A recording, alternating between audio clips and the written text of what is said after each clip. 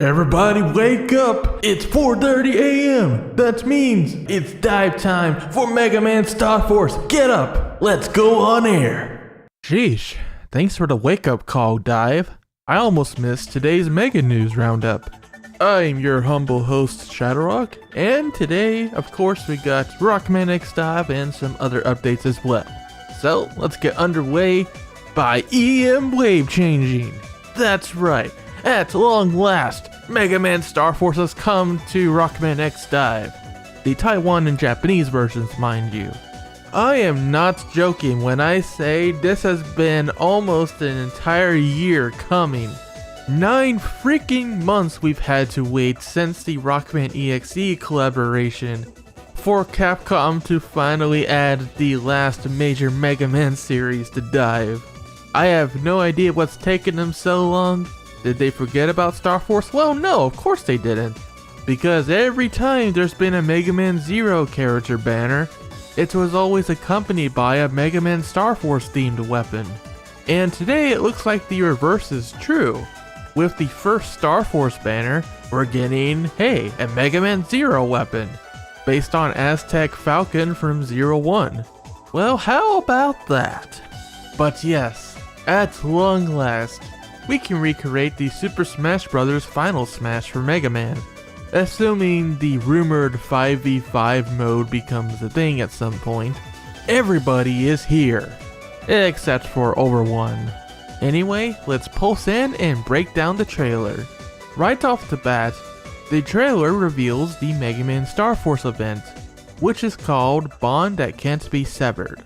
The idea anyway is that it takes place in the EM Wave world, but it also looks extremely familiar, doesn't it?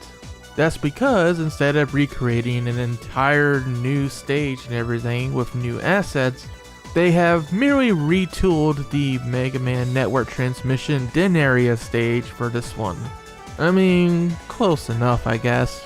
After all, there isn't really a Mega Man Star Force 2D game in the same vein as Network Transmission for them to take inspiration from. So, it is what it is. But hey, at least the boss this time around is not a letdown like Cyber Peacock was for the EXE stage, as the boss this time is none other than our rival Rogue.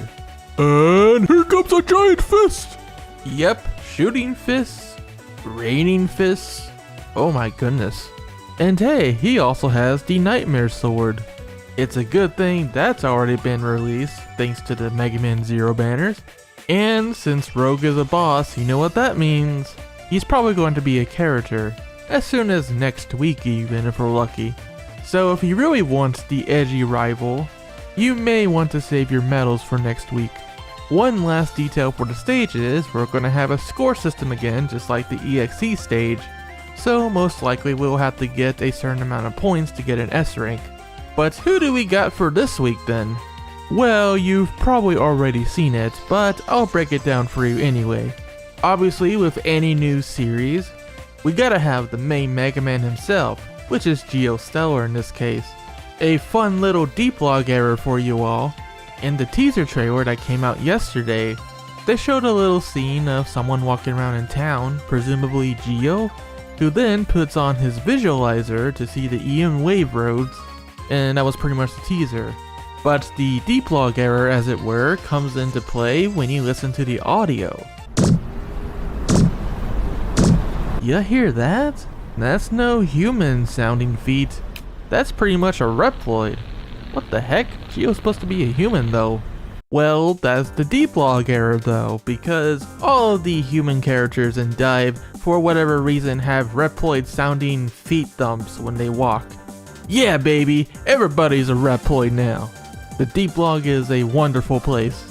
Okay, let's talk skills.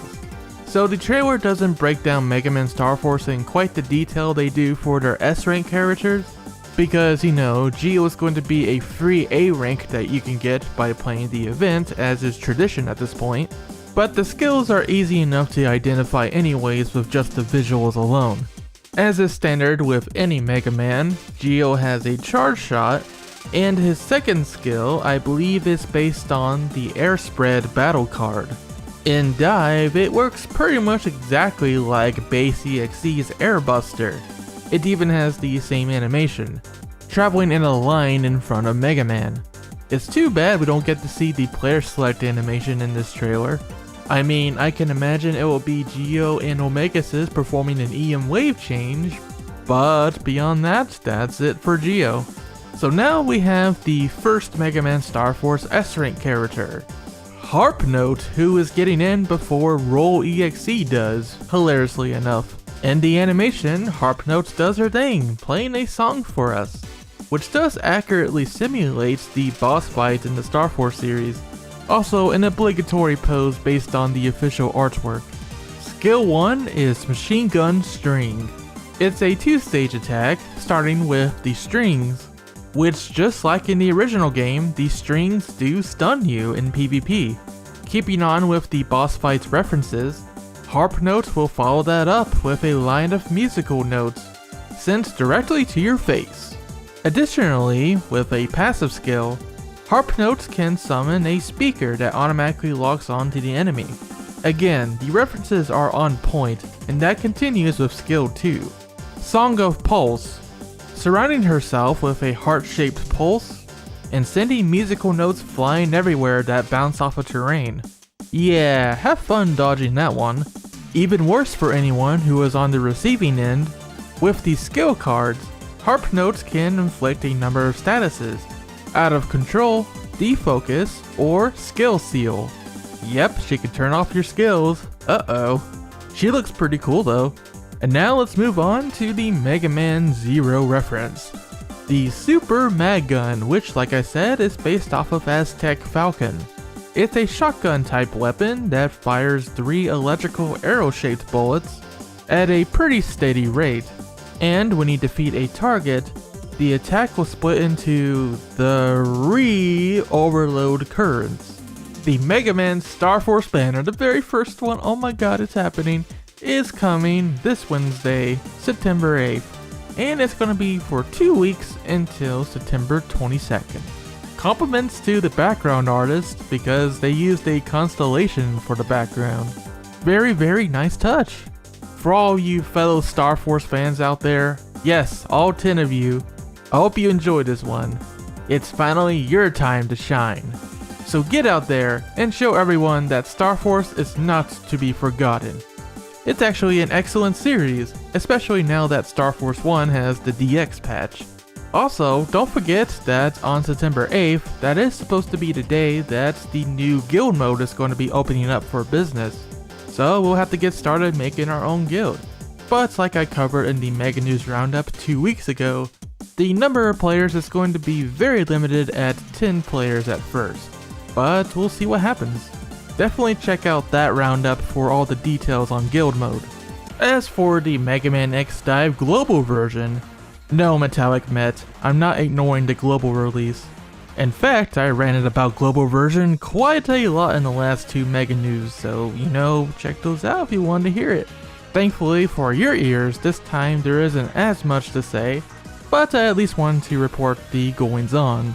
So this week on the global version, following up with the classic events that started last week, they are adding the Proto Man banner, the classic Mega Man event coupon, coin increase for story levels, drop increase for story levels, the usual second week missions for the Black Assassin events that started last week, and 1 week later they are still working on a few bugs that showed up in the Black Assassin events last week.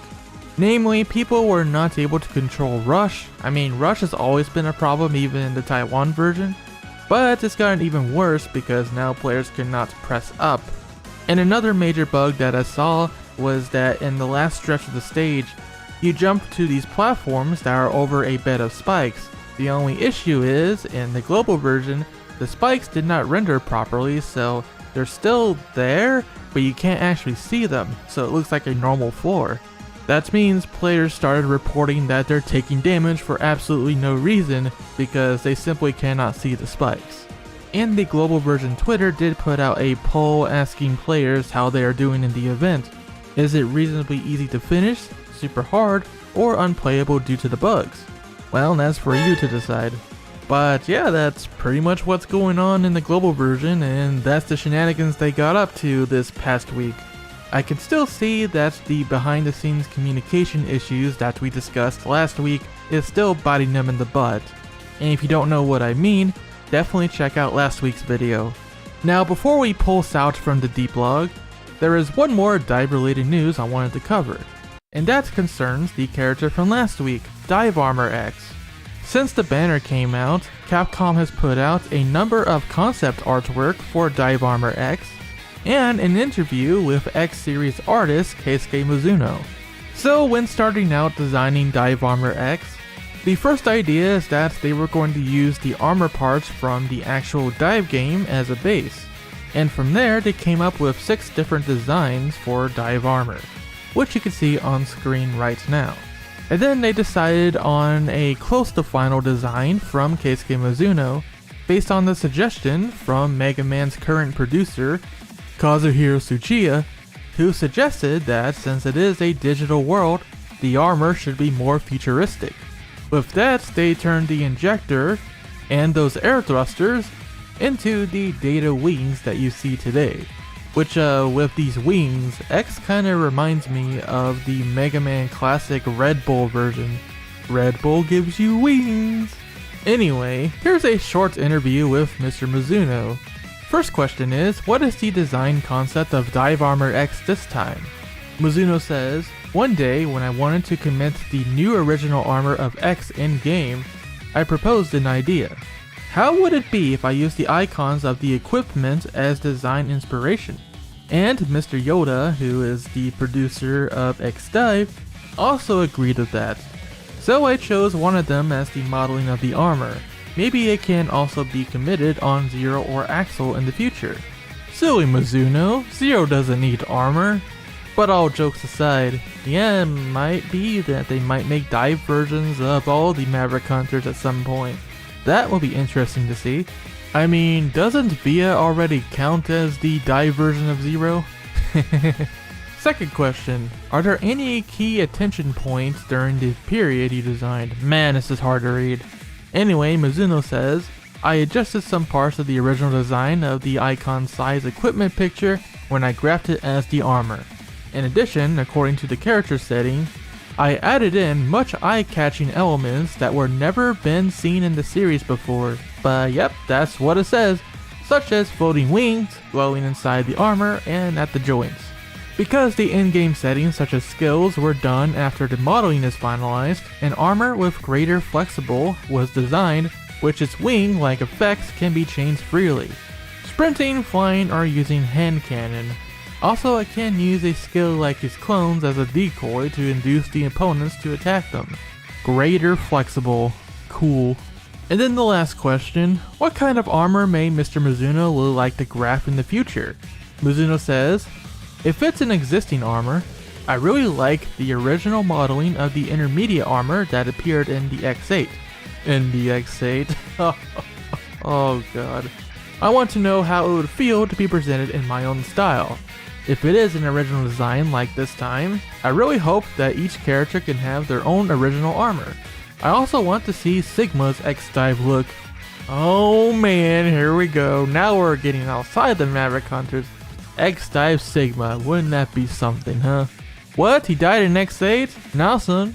Mizuno goes on to say, personally, I think it would be interesting if Rico put on the super heavy armor of the Ultimate Armor X command mission. Now Rico is cucks. About the armor of X in the future, no matter whether they are possible to be installed or not, I think there are some innovative parts. For example, a part of the armor can be separated into a support aircraft, or it can attack with anti-gravity action. Equipping the anchor can pull over the opponents outside the screen, or the ability to change the terrain, etc. If you have these peculiar special skills, it should be interesting. It is full of possibilities. Well said, Mr. Mizuno.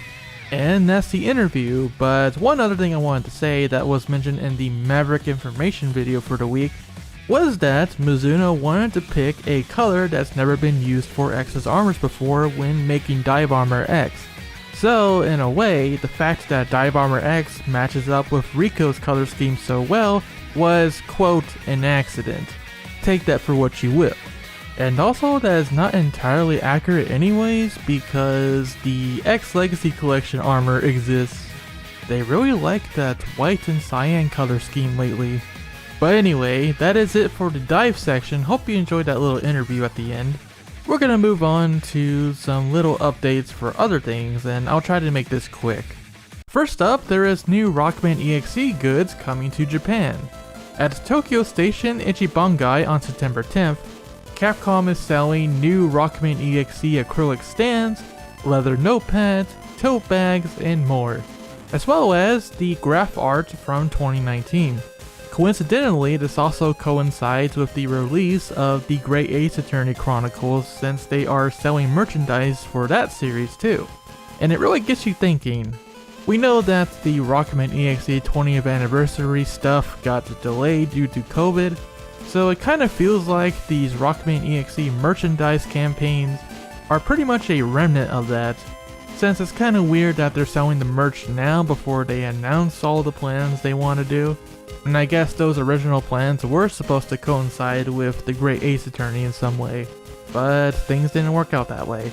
But anyway, all the merch is really cute, and if you are in the Tokyo area, definitely check it out. There is one other thing coming to Tokyo.